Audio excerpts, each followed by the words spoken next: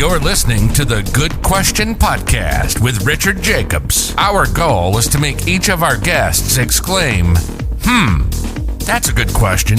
I don't know the answer. Because when that happens, it means you, the listener, may be inspired to learn more beyond the interview and to ask great questions yourself that lead to new insights. In this podcast, we cover historical and current anthropology, comparative religion, and history. Welcome, and let's get started. Hello, this is Richard Jacobs with the Good Question Podcast. My guest today is Mitch Francis. He has a book called Badass Solutions for Today's Big Ass Problems, which is an understatement. Mitch is an entrepreneur. He's been working on big issues like revamping public education, the push to make public schools better than private. So he's got a lot of, again, very aggressive, very big proposals to overhaul a lot of the systems we live with in the U.S. And, a lot of them are broken. I don't think anyone would really disagree. So let's get into his solutions. So welcome, Mitch. Thanks for coming. Thanks, Rich. It's great to be with you. Yeah. Well, tell me a bit about your background and what compelled you to write this book. Those are two separate questions. They're going to take me a while. Background first, and then we'll get into the other part. So I grew up in Denver, and as you might guess, I was a skier. I was actually a professional skier. I went to University of Colorado and majored in real estate. Interestingly, University of Colorado was one of the only universities at that time that offered a real estate major. So I've never heard of that. Yeah, it was great. That's what I wanted to do, from the very beginning. And they had a program. It was great. And then I was able to teach skiing on weekends and holidays while I was at the University of Colorado. And you can probably picture me studying on the chairlift. So I don't want to turn the call into like a whole real estate thing, but just maybe a sentence or two. Like, what did you learn that let's say a realtor wouldn't learn, or a title company wouldn't learn, or is it you learned everything because you had a lot more time and attention to it? Well, you do. You learn all the basic real estate things that that are in most real estate courses for brokers and agents and things like that. But in addition, a major takes into account a lot of other business features like business law, marketing, accounting. You get a pretty good general business background, and then certainly be able to apply that toward real estate. And there's one more quick question about it. Did you ever do anything in real estate, or once you went through it, you're like, Done real estate all my life. Actually, I've built commercial buildings, office buildings, shopping centers, some condominium projects. I still own and manage commercial real estate all around the country. Okay, that's cool. Yeah, it's just interesting to me. I've always been fascinated by it, and I've been in it on and off for a long time, and I keep learning more and more and more, usually by making a big mistake. And then I'm like, all right, I won't do that again. So yeah, it's just very interesting. And we'll have to have you back, I guess, maybe to talk about that at some point. But happy to. Yeah. But going forward, okay, so this is part of your background. And then how did your background intersect with this book?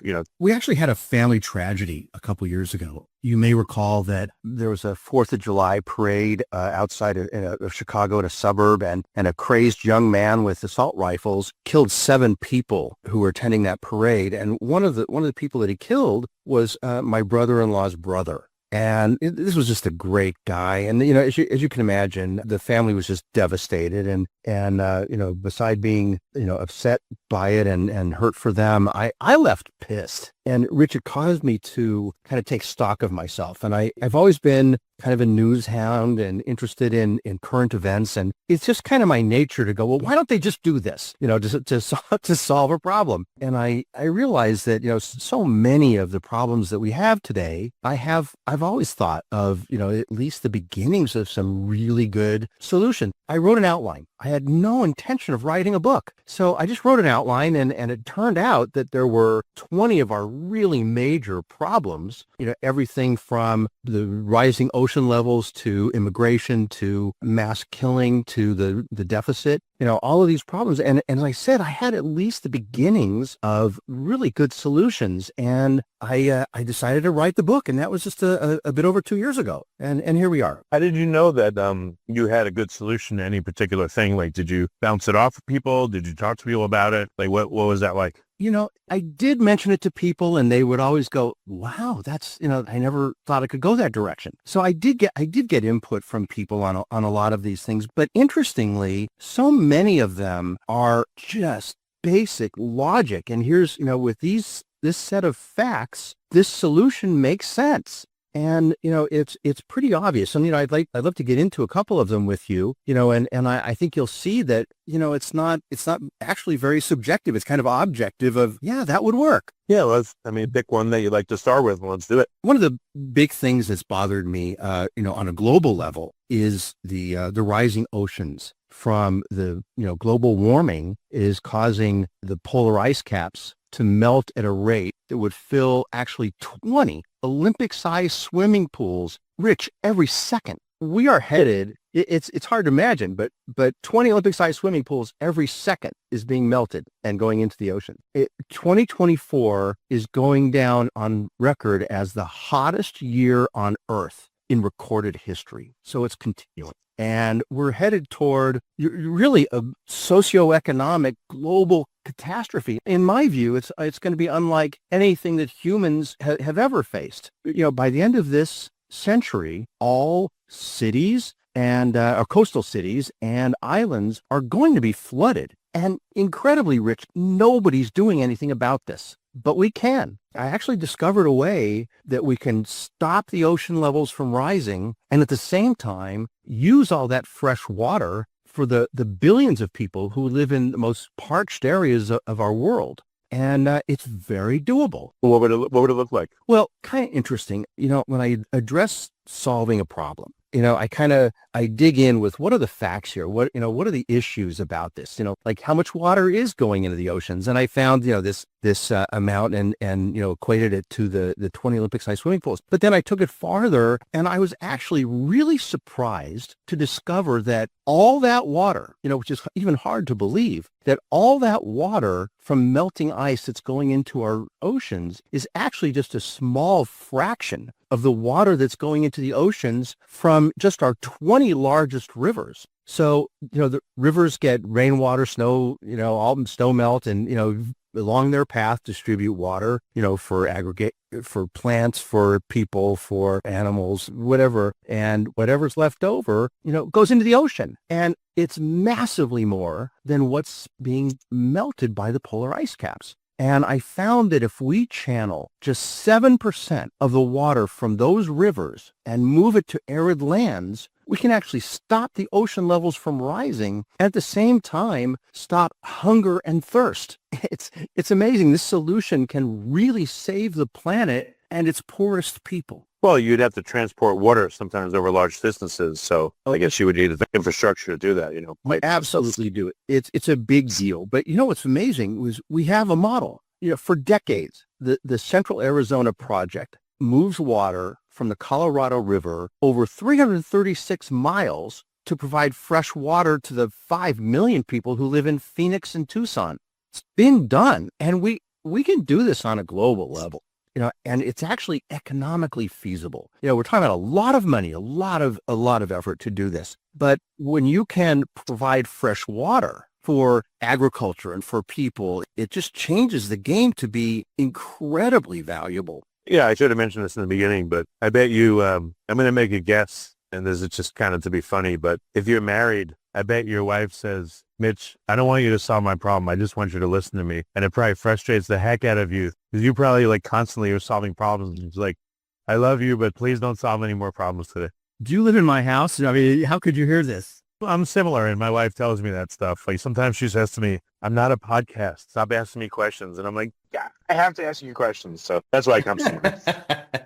No, you hit the nail on the head. It's really kind of spooky. That's funny. So getting back to this, so that's an example of one big problem. Yeah. Let's go over two more, and then I want to ask you kind of a summary of what you see as underlies all the problems, because there's probably commonalities that you've identified. But before we get there, what's another problem that you've thought of a good solution to? Well, one of the things that's just smacking all Americans in the face is the debt, the U.S. debt. We're currently at $35 trillion.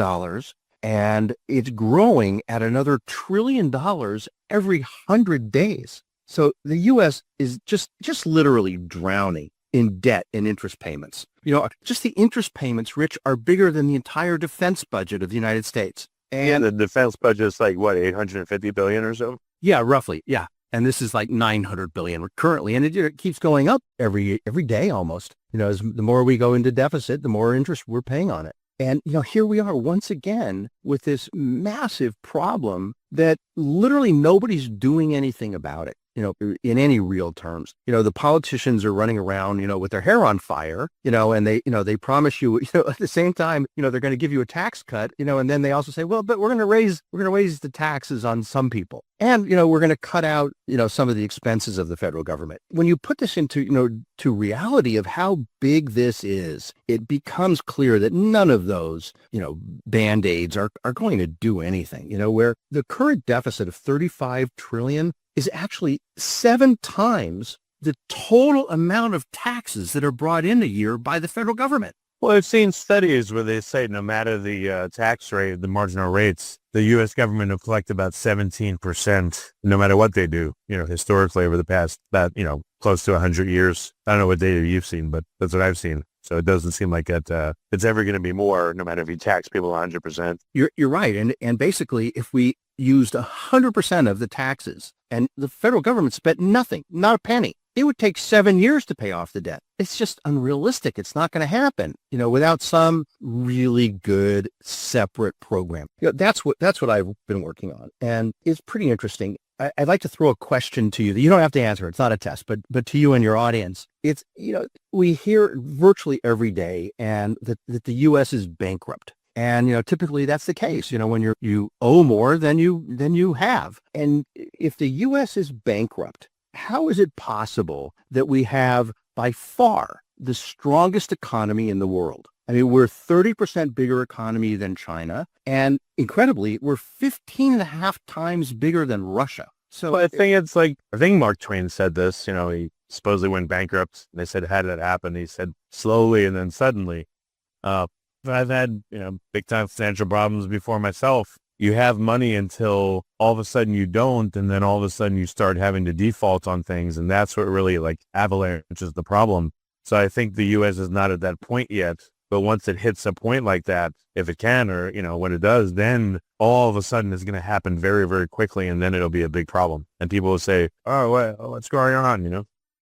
No, I think you're very right. And, it's correct, that we all look at this because it's not much different than our own home finances. If we were doing this ourselves, it'd be, spiraling into financial hell. But just to kind of get back on track, my second rhetorical question would be, again, if we're bankrupt, how is it that U.S. Treasury securities are considered the safest investment in the world? Maybe we're the cream of the crop. I don't know. But the answer is kind of interesting. We all have this feeling in our gut that the U.S. isn't really bankrupt, that the U.S. is actually so strong and so powerful that it actually has more assets than even its liabilities. And one of the proofs of that is that, every week we have an auction of treasury bills. And every week, more people effectively lend money to the United States, which they, of course, wouldn't do if we were really bankrupt. But let me jump to the solution here. For most of the history of the United States, we were on the gold standard. And it was fascinating because the idea was that we had all this gold in Fort Knox. And because we had that, we printed money. We printed paper money that reflected the value of that gold in Fort Knox. So we could say, here's $10 because we have $10 of gold behind it. And for a period, to prove the point, that for a period, Americans were actually even able to trade in a dollar bill, for actual gold. And then what happened is that the gold standard ended during the Nixon administration. And I believe that was kind of the beginning of the end for Congress to say, oh, we don't really have to, have actual money in back of the currency. And, they just started spending money. But jumping back to this feeling in our guts about the assets that the United States really has. Well, it does. If you look at actual accounting standards, real accounting standards, and we were treating this like a business, well, we wouldn't say the only asset of the United States is gold. We would say, come on, the United States has vast public lands and oil reserves and mineral reserves and buildings, military installations, planes and ships and schools and hospitals and on and on and on, to where we actually have assets that far eclipse the value of our gold. So that's where I came up with, instead of the gold standard, the asset standard. And it simply says the U.S. has all of the assets it needs to cover paying off its debt, and that we can literally send checks to the people we owe money to. And, let me give you an example. We'll send a check to China for $1 trillion. We owe them $1 trillion, that they have in U.S. treasuries. And, we say, thank you very much. Cash your check. We're paying off our loan. And the question is, Rich, will it clear? Will they deposit it, and will it clear? And my contention is that everybody, like including your Aunt Betty, is going to run to their bank and deposit that check. And then will it clear? And it will clear because it's written on the United States Bank. It's written on the Federal Reserve Bank. So here we have the same solution to pay off the debt that we've always used for the argument to print money, of value of the assets of the United States in terms of adding more currency into the system. Who's an asset, the value comes from the ownership of it. So unless you give up ownership, you'd have to, I guess, make this money appear out of thin air, which is how they do treasury bills, by the way. But how would that work? They simply write a check. They say, okay, well, we've got, instead of $100 trillion of gold, let's say we've got $500 trillion of assets of the United States. And we're going to, send checks against that value. We have the assets. If you had the assets in your house or your business, you could use those assets to pay off whatever debt you had. And that's exactly what we're doing here. And it's not aggressive. It's normal, regular accounting that you can justify. If you sell, nations have sold assets before, but that usually means the ownership transfers to a foreign entity, So, I guess there'll be select assets that you could do that with, but when you says you're simply issuing money against those assets because you have the value. So like when you printed bills against gold, you didn't give people the gold, you gave people the paper. But they could still claim the gold, stuff.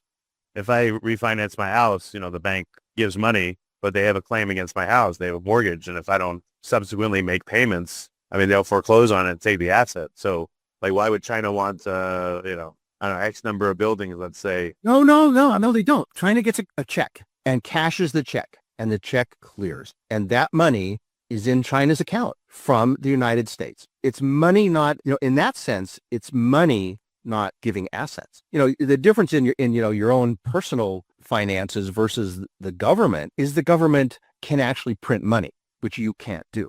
Right. But that would inflate the money supply, even though let's say it all goes to China, there's still now more money running around. So that would create even more inflationary pressure and price action upwards. Well, that's normally quite true. That when you have increased government spending, you are increasing the money supply. That's absolutely sure.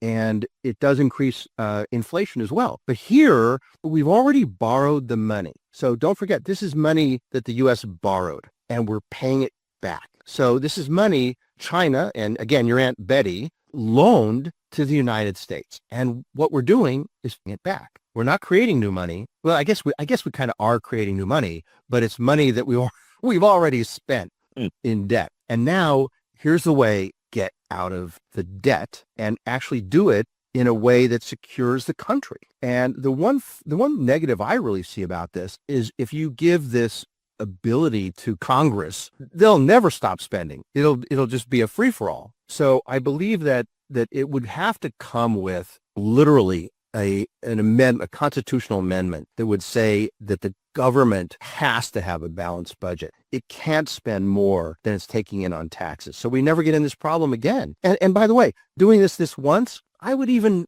go extra. I would fund the things that are unfunded right now. Like, we have Social Security and Medicare that are underfunded and things like that. And give public schools a big shot in the arm to make things better and more equal. And, spend money that we really need to spend right now to take this country into the future. But use it once. And after you use it once, you have to shut that magic lamp down. I have one idea for you. Let's see what you think, if you don't mind. If you'd indulge me, I would like a law that says a a bill in Congress can be no more than 4 sides of a piece of paper, 10-point font. Who cares about, I don't know, quarter-inch margin on all sides. It can only contain, in that space. So I think then bills would all be readable, and you couldn't have all these, pork items put in there and hidden in there, and they wouldn't be thousands and thousands of pages. So just that alone, I think, would make for better governance. What's your thoughts? I love that. Absolutely love it and totally agree. When you have any given law that's thousands of pages, it's meaningless. Nobody can read it. Nobody can understand it. What's the point? So I completely agree. I think that's, goes along with the name of your podcast. You found genius in yourself. Well, thank you. No, this is what I was going to ask you is, what do you see as the commonality, either the unwillingness or the inability to solve all of these problems? Like, if you sat and thought about that, like, what do all these things have in common? I guess I would say like human frailty, meaning greed and other issues. But what would you say?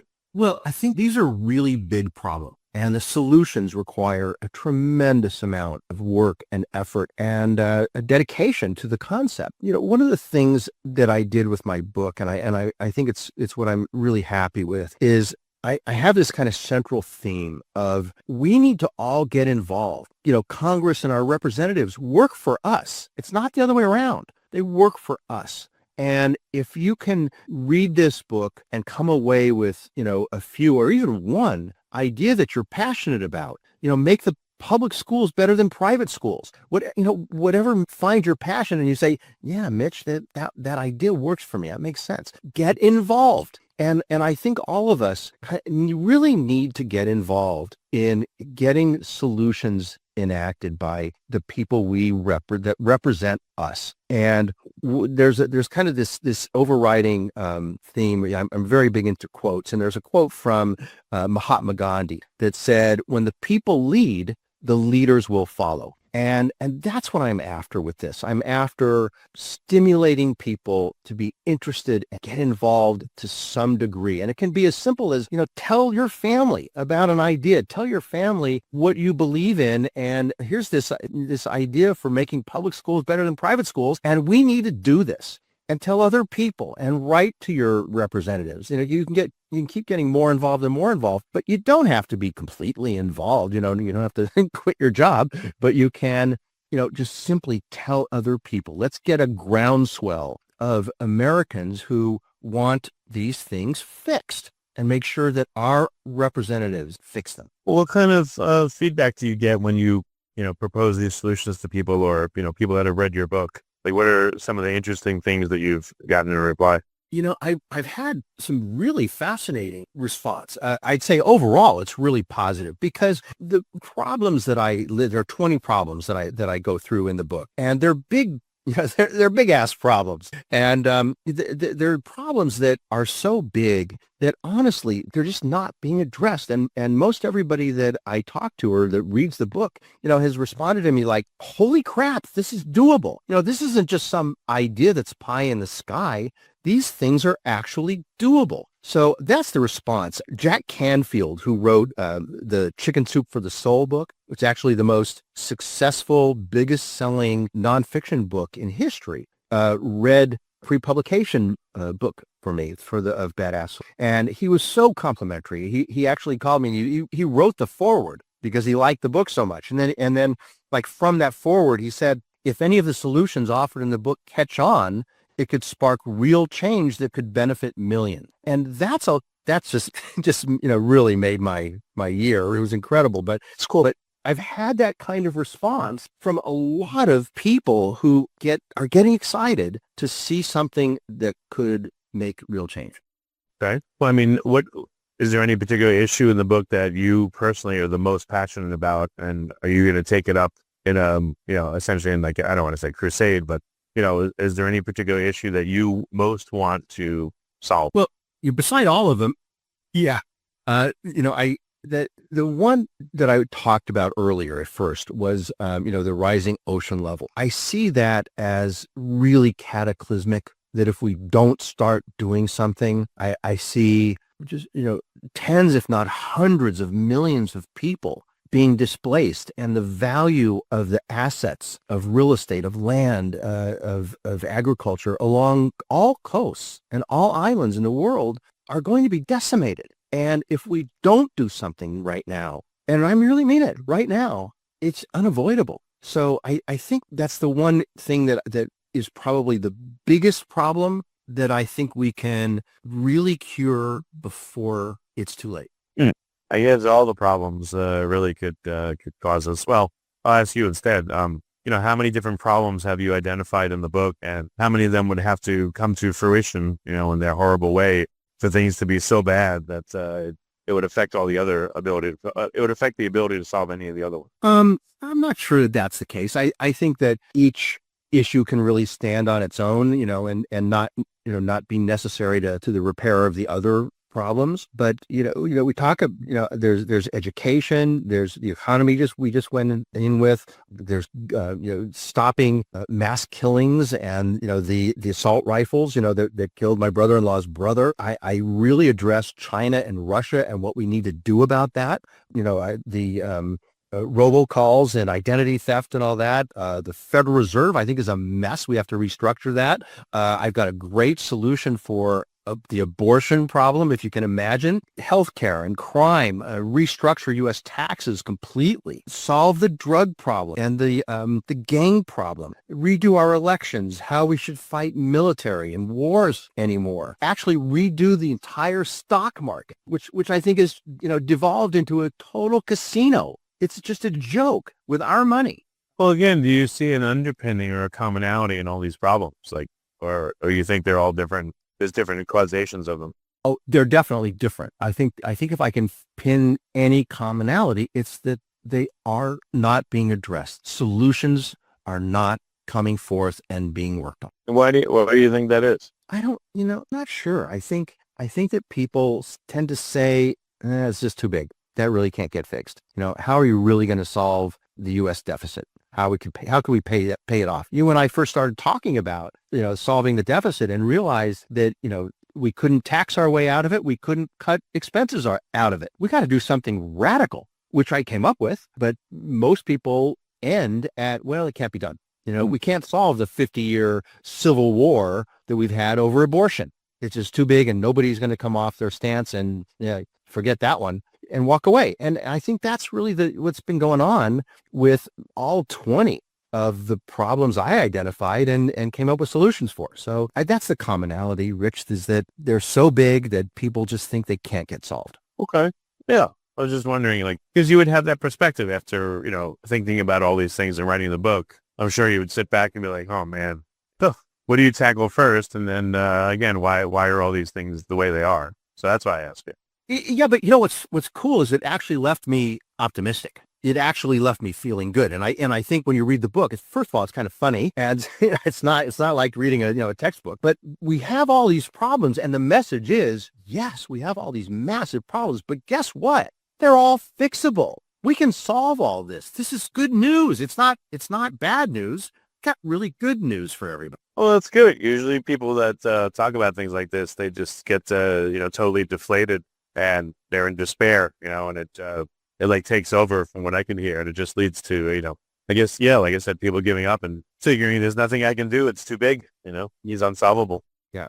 No, I think you're right. And I'm hopeful that people read Badass Solutions and come away as optimistic as I am and say, God, yeah, we really can move away from these problems and move into a wonderful future for our country and our planet, our people, our poor people. Let's fix all this stuff. Yeah, it sounds like something that you would go around and give lectures about each problem, and either live or online or something like that. But it just seems like really to get the word out, that's what it would take for something like this, to speak to affected groups that have a big interest in in solving one of these particular problems and trying to galvanize them to do something. Yeah, I think that's part of it for sure. Okay, well, where do we go from here? What's your now over the next coming few years? What's your plan to either move this forward, or what else are you working on? Well, I actually have, I'm assembling, additional problems, that, for another book. But the reality is if this book doesn't, reach a critical mass, then it's kind of just a waste of time. My effort right now really is to try to get this book in people's hands. So